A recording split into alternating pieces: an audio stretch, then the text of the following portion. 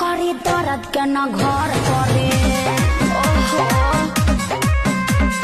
हो जाइम ठीक तो प्यार रात भर कर